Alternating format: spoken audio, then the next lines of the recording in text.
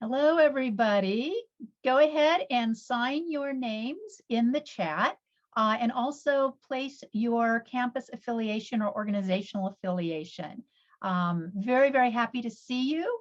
I see some familiar faces, some new faces. Very, very happy to see all you. I'm Patty Robinson, Faculty Director of Civic and Community Engagement. And for those of you who are joining us for the first time, I am joined here with Jan Connell and Kimberly Rosenfeld, both of whom are from Cerritos College, and then also our tech guru, Dr. Rebecca Moonstone. So we're very happy to have Rebecca here as well. Just to give you a little bit of a background about our series, I know again for some of you you're joining for the first time. We are continuing our series that started several weeks ago. We have a history with Civic Dialogues beginning fall of 2020, when we were sort of in the early stages of the pandemic. And part of this developed out of a Bringing Theory to Practice grant that we had wanted to bring someone to campus in person, but because we couldn't, everything was shut down, as you all know, we decided to create a virtual series, a speaker series. We honestly thought this might last one semester, but it became so successful. We have now been doing this for several semesters in a row. And again, as I said, it started out with a Bringing Theory to Practice grant that now has continued with a second Bringing Theory to Practice grant that is bringing together College of the Canyons, Cerritos College, LA City College, Cal State LA, CSUN, and Cal State Dominguez Hills.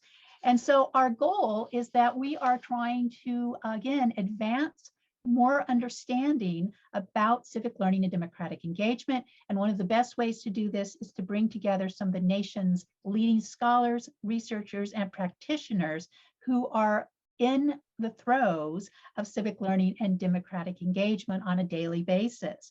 Our presentations are recorded and they are available through the 3CSN website on their YouTube channel.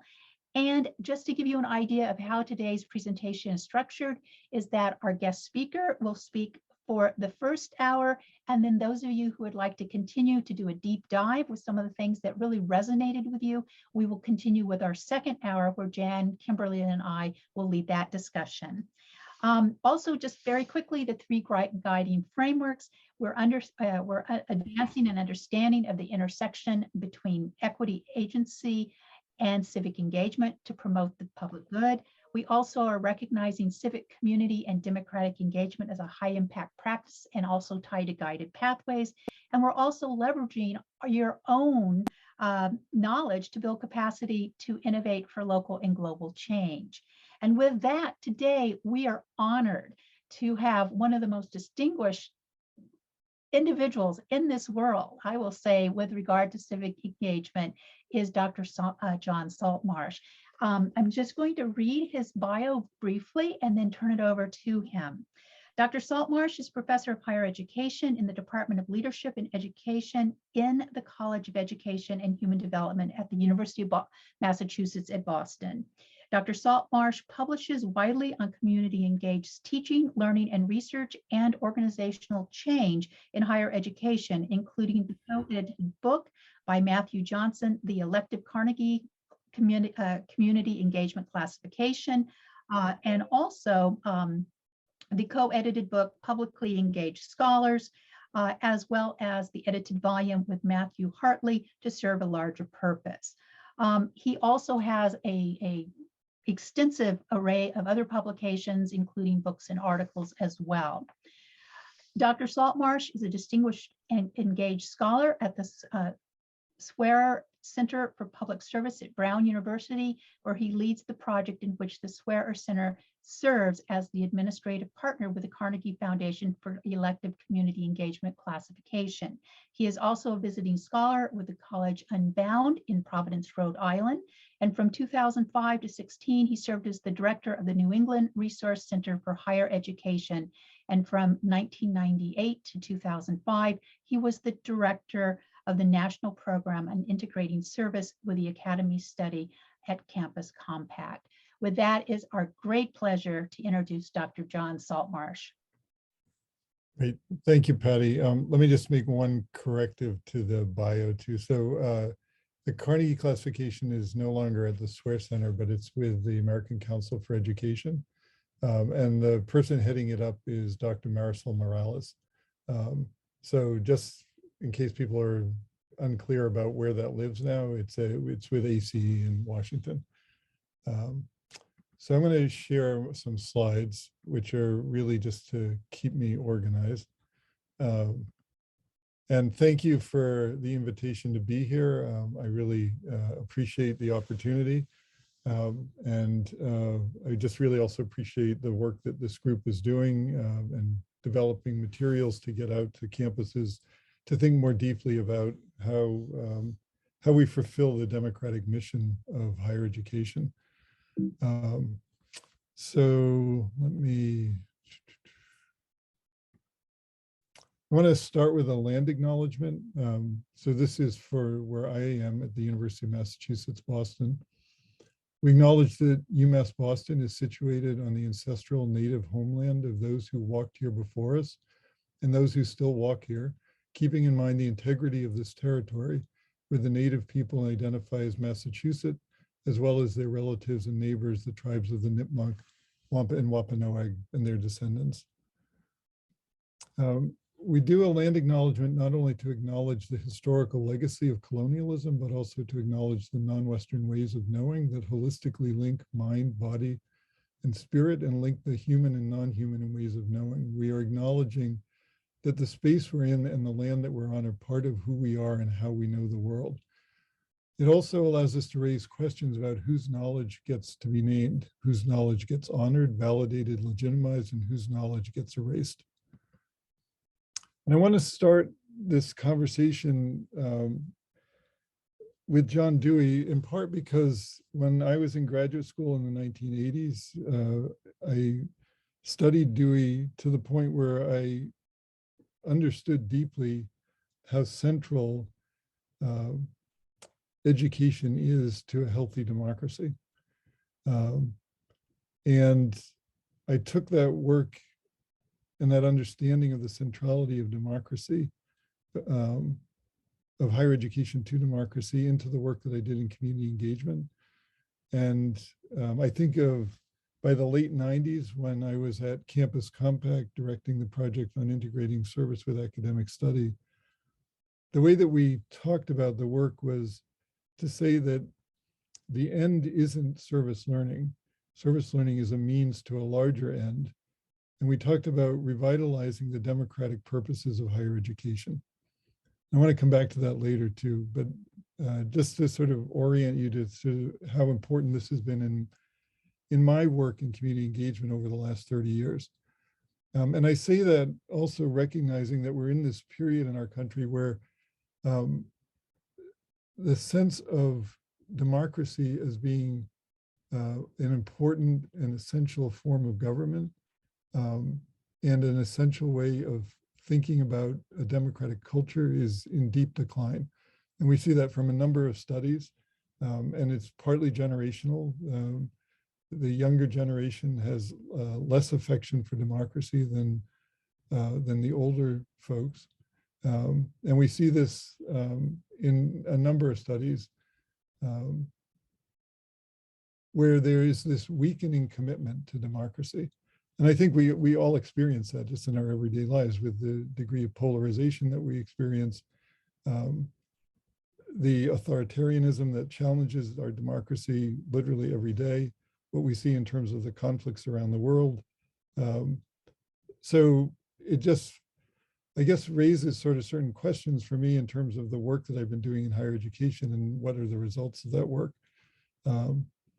And I also sort of get this is an email that I got from a scholar in the United Kingdom just last week, where he said, I appreciate the work of the Carnegie Foundation does to promote citizen engagement and democracy.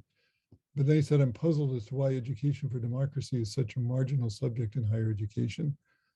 And he went on to say, one of the biggest failures of democratic societies is that our education system does not equip people with the knowledge, skills, and competence to make democracy work.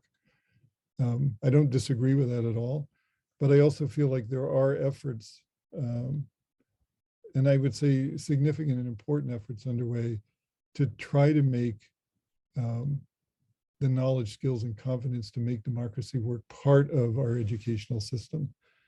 And I see that here's just one example. So this is a session at next week's Campus Compact Summit, Educating Students for Democracy.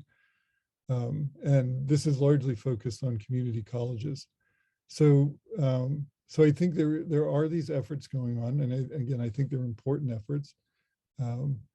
So the folks at that session are going to be talking about this book, which came out from Compact, I think 2 years ago now, really focusing on community colleges and their role in bringing forward democratic principles, values, knowledge as part of the education of community colleges, and doing that through community engagement. So one thing I want to talk about is the chapter that we have in that book, a chapter that I did with my colleague, Glenn Gabbard. And I'll just quickly sort of orient you to the chapter. What we were doing was we were looking at community colleges in terms of their democratizing role. And when we did this study, we had these primary research questions. How do community colleges express their democratic mission, including their historical identity as people's colleges? How are community colleges operationalizing that civic mission? And what are the distinctive assets and challenges of community colleges in fulfilling that mission? And we approached this by saying one way we could understand that was to look at campuses who took community engagement seriously and had received the elective classification, the community engagement classification from the Carnegie Foundation. And if you're not familiar with the classification, it defines community engagement very specifically. So at the bottom of this slide, community engagement describes the collaboration between institutions of higher education and their larger communities for the mutually beneficial exchange of knowledge and resources in a context of partnership and reciprocity. And in applying for the classifications, campuses provide evidence in the areas of institutional culture and commitment, curricular engagement, outreach, and partnerships. So there were 17 campuses included in the study. And I'll just take you quickly to the findings. I don't think any of these are surprising necessarily. So one was that the community colleges that we looked at that really captured sort of this democratic purpose. They specifically articulated a civic mission. It was part of the core mission of the institution. And then, as what we hope for with everything, like with accreditation too, is that the practices flow out of the mission. Another thing that we found in looking at these campuses was that the executive leadership was able to shape a vision of community engagement in which the economic outcomes in terms of student outcomes were not oppositional to, but were instead complementary with outcomes around civic engagement. And that was really important. And again, it ties back to the mission. And then a third part, again, not surprising, particularly with the community colleges, is that the civic mission is primarily operationalized through the curriculum, through service learning. And so that becomes a key way in terms of how do we actually implement a civic mission. And then the fourth one was that the campuses that we looked like were able to actually implement the strategic priority of community engagement with this core democratic purpose because they had developed infrastructure, or what Carnegie calls coordinating infrastructure, to support it. And again, I don't think that's surprising. We know that that's a key component of an engaged campus, but it certainly came out in the findings. When we did the analysis of the findings, the application suggested that engaged community colleges were explicit in articulating a mission and purpose that recognized the historical and social complexities that they were facing while implementing public engagement practices intended to fulfill the democratic role and civic purpose of community colleges.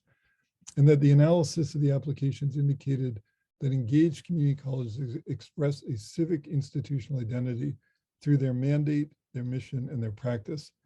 And the way that we came to make sense out of that was that these campuses with this core democratic purpose had a mandate, which we thought of as their democratizing role, with outcomes of social mobility, access, and opportunity, and for students developing their economic capital. And then they also had a civic function, or what we thought about as their mission. And this came through very clearly in these very specific mission statements. It's about preparing students for life, work, and civic participation, or developing their human capital. And then the other part, which was, I think, distinctive, was that these campuses, the public engagement that operationalized the mandate and the mission, the practice, was through the work around community engagement. And it was partly about understanding civic institutions, but it was also about the practical experience with activity in the public arena, or the service learning activity. And that we saw as really critically important to developing civic capital. So not only economic capital and human capital, but civic capital. And then again, that these aren't in opposition to one another, but work together and complement each other. So I say all of that in thinking really more deeply about this civic capital piece, is what does that begin to look like as we try to parse out what are the characteristics of that civic capital.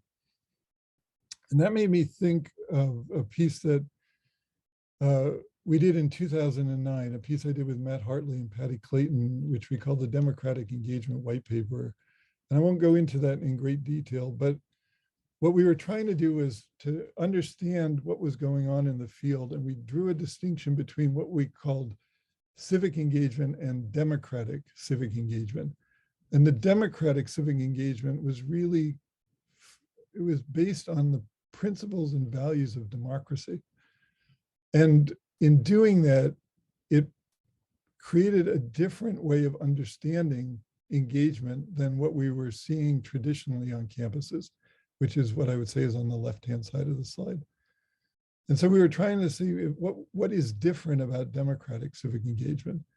And again, I'm not going to walk through all of this, but you can look at some of the ways that we've thought about those differences, both in terms of community relationships, how we think about knowledge production, questions of epistemology, which are inherently tied to questions of pedagogy, the political dimension of it, and the outcomes. And what we were arguing is that democratic civic engagement is fundamentally different.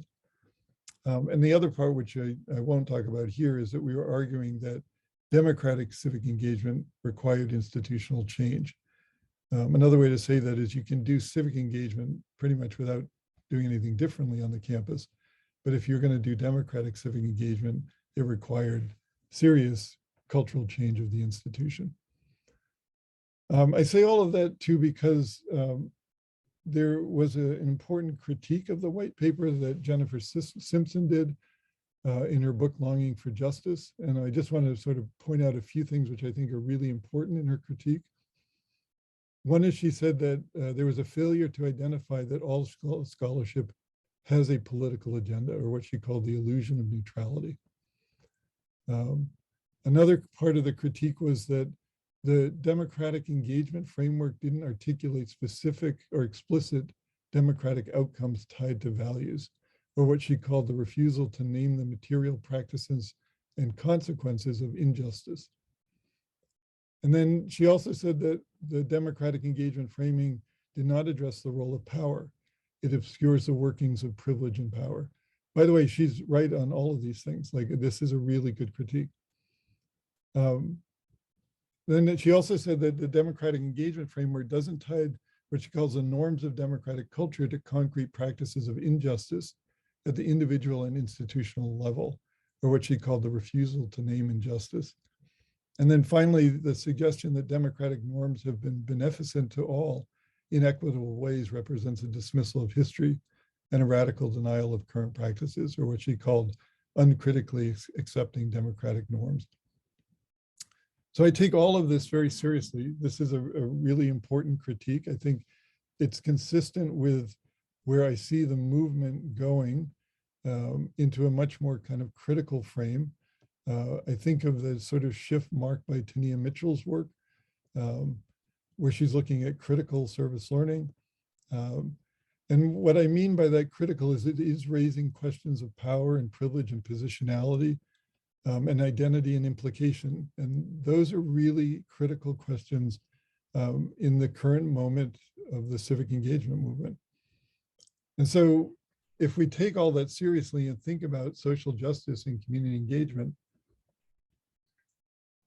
it would mean certain things. In particular, it would mean that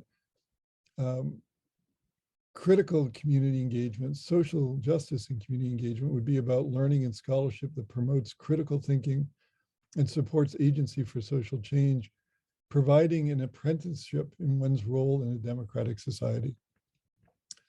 For me, that's very Deweyan, going back to Dewey again, where Dewey would say that you learn democracy by practicing it. And it's the only way to learn democracy. And so this idea about community engagement from a social justice lens would provide an apprenticeship is just sort of one way we begin to think about what a critical lens can do. And then I offer this as just a way of thinking about how do we construct a socially just community engagement or critical community engagement lens. And there are just a number of pieces that, at least for me, shift. And so if we think about student experiences, we always have students in sort of a key part of this, but this would also then raise questions about not only the students, but the community cultural wealth that they bring and the kinds of learning outcomes that are being shaped. In terms of faculty, we'd be paying more attention to questions of identity as well as scholarship. In other words, not only paying attention to the scholarship, but who the scholars are, and looking closely at questions of epistemology and pedagogy, and how those are actually tied to questions of identity. And then in terms of the institution, again, that's always sort of in the circle, but what are we looking at with the institution? We'd be looking at practices, structures, policies, and cultures. And then all of that would be tied to another set of things that we have to examine, and these things all get tied together. And my circles here probably aren't doing what I want it to do in terms of tying it all together, but it would be a focus on institutions and structures, an examination of positionality and implication, attending to structural power dynamics, attending or addressing systemic change that will reduce inequality and oppression, specify public priorities and democratic outcomes, naming racialized inequality, identify practices and consequences of injustice, and attending to historical underpinnings of injustice. Again, this is a way that we could begin to think about moving this into a more critical lens. So with that, I just want to share with you some work that I'm currently involved in, which is to ask the question of what does community engagement look like through a lens of reparations. And I can talk more about this, but maybe we'll leave that for the discussion piece in terms of where this came from. But there is a certain sort of logic that begins to emerge. And if I think about it in terms of the field of community engagement in higher education, again, as I said, it's taken a more critical turn, accounting for gender, race, ethnicity, and intersectionality, and understanding marginalization and oppression. And there's also been an explicit examination of power, politics, and privilege, and positionality, and how community engagement partnerships and experiences are designed, and attention to the social and racial justice outcomes for students and communities. And then along with a more critical perspective, scholars and practitioners have re-examined the kinds of community partnerships needed to address equity and the kinds of activities students are involved in to achieve civic learning outcomes, and the kinds of projects that advance social justice in a diverse democracy committed to equity. So as part of that critical turn, community engagement programs on college campuses could be reoriented towards local reparations efforts and a national program of reparations. And so that's what I mean by there's a certain logic here. If we sort of follow the critical trajectory of the work, it could lead us in this area where we begin to look at questions of reparations and how that ties to community engagement. So what I think about when I put a reparations lens on community engagement, it would mean a number of things. And so here's just a few of them. It would mean working to help create political conditions addressing issues of power and justice.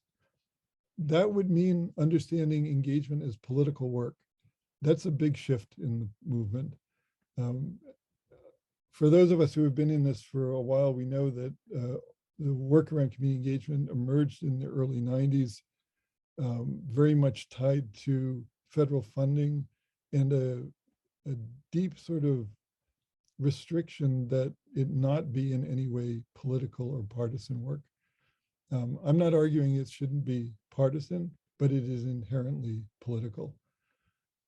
So as political work, then students who are involved in this kind of community engagement, focusing on reparations, would need preparation in and development of organizing skills to build grassroots efforts.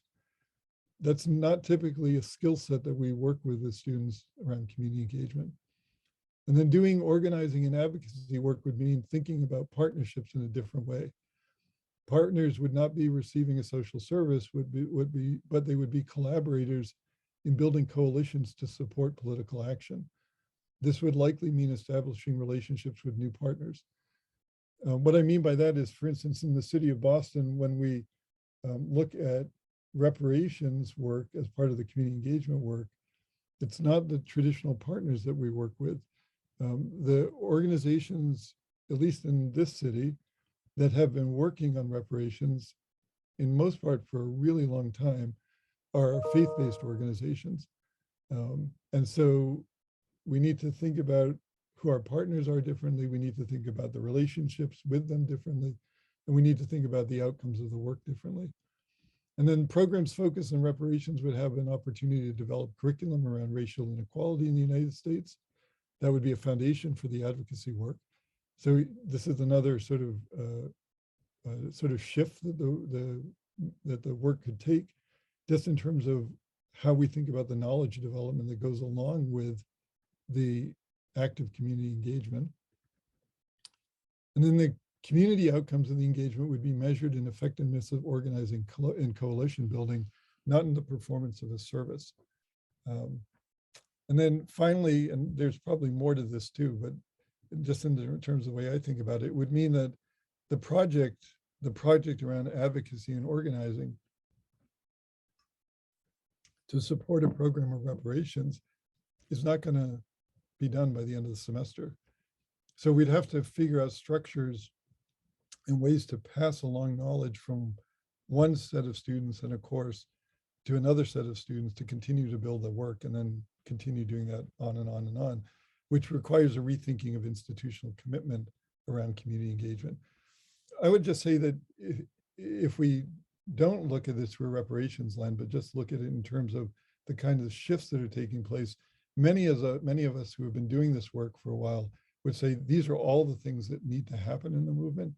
I would argue that taking a reparations lens actually helps us do this kind of shift that we'd like to see. And so I just want to introduce you to a project called HERE, Higher Education Reparations Engagement. It's a collaboration between GivePulse. You may be familiar with GivePulse as a national platform for gathering data around community engagement and community service. So GivePulse and King Boston, which is a local nonprofit focused on economic justice in Boston.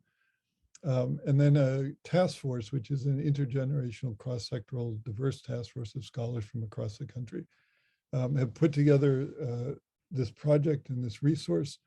We see it as a resource and networking hub for campuses and local communities that are examining their histories, responsibilities, and commitments to restorative justice and repair for the historic and current injustices of slavery and colonialism. So again, I just want to emphasize it's a resource and networking hub. And what I mean by that too is that we try not to create anything. What we try to do is pull together what's already existing so that others have it as a resource. And it's a way for then folks who are doing this on the ground to connect with others who are doing it. So there's a website. This is the link for the website. You're all going to have these slides, so you can come back to this later. It's pretty small here, but there are certain focus areas on the website. The focus areas are around the campus itself. So how do we turn a reparations lens inward. And what does that look like? There's the community engagement piece. How do we think about the engagement with the community? And then there's also a third piece, which we talk about as campus leadership. And I'll just say that that comes from work by Sandy Darity and Kirsten Mullins, a book that they did in 2019 called From Here to Equality. It's a history of reparations in the United States. What they argue in that book is that college and university presidents have a role to play, which they talk about as a role in shifting the political conditions in support of a national program of reparations. And when I've talked to them about that, what they mean by that is that higher education leaders have a role to play, both on their own campuses, but also in the networks that they're part of. And that means professional networks, but it also means civic networks locally. And that they have an important leadership role to play in advancing programs of reparations locally and nationally. And I'll say all that too, because we are currently in the process of putting together a convening of presidents around higher education and reparations. And I would just say to anyone who's on here, if you think your president would be interested, let me know, and I can make sure that they get an invitation to that meeting. So also you'll see there's a how to share. The how to share is actually really important, because this only works when we have more people sharing what it is that they're doing on the ground so others can learn from it. There's a resource repository with a whole bunch of resources about reparations generally, but also about reparations in higher education. And then there's information about the task force. And we're continuing to build this out. I would say almost monthly, we get feedback around this that really helps us think about it. So we had a scholar recently who said that we should also create a link on here, a page on here, which allows scholars to connect with other scholars. We came across this wonderful scholar, Dr. Rosario Moore, who's at the University of Illinois, Chicago, who was presenting at the Association for the Study of Higher Education this past fall on service learning and reparations through a project he's doing in Chicago. And so he spoke to the task force about a month ago, and that led to this thinking we need to network scholars around this. So that's a quick introduction to here. If you want to learn more about it, again, at the Compact Conference next week, there's a session on orienting campus community engagement towards reparations. The speakers, Tim Eatman, April Innes, George Luke, Rachel Winters, are all part of the task force. And they'll be talking about the work of here and just in more depth what I'm sharing with you here. And then I just want to end this. I want to come back to thinking about the central role of democracy. And you remember that I said when I worked at the Compact, we talked about revitalizing American higher education, revitalizing democracy through American higher education. And that was a really important framing. But it was also really important to have colleagues in the field like Edgar Beckham. So Edgar Beckham was the first African-American dean at Wesleyan College. He went on from there to be a program officer at the Ford Foundation. And that's where our work at the Compact intersected, because the Ford Foundation supported a number of our projects. And every time that I was in a meeting where I would talk about our work in terms of transforming higher education to revitalize democracy, Edgar would say to me, "Are you talking about historical democracy or aspirational democracy?" What Edgar was getting at was, he was saying, if you're talking about historical democracy, both that democracy and the institutions it created, like higher education institutions, have been exclusionary and discriminatory and oppressive towards people like me. But if you're talking about aspirational democracy, then I'd really like to be part of this conversation. And I take that really seriously. I think I take it far more seriously now than I even quite understood what Edgar was getting at in the 90s when he kept raising the issue. But it's the difference for me between talking about revitalizing democracy and rebuilding democracy. And I will never talk about revitalizing democracy anymore. I always talk about rebuilding democracy, and I always add rebuilding democracy with a commitment to equity. And I add that because we live in a time right now where not all versions of democracy are committed to equity. And as far as I'm concerned, the version that we are working for in higher education is the one which is committed to equity. It is very much an aspirational view of democracy, because I would argue we don't have it yet, but we can work towards it. So I want to again center the issue of democracy in the conversation, but I also want to do it with a critical lens. I'm going to end there. This is just more information of the book. If you want to get it from the compact, there's a link here. And then there's my contact information. So I'm going to stop sharing and let's open it up for conversation.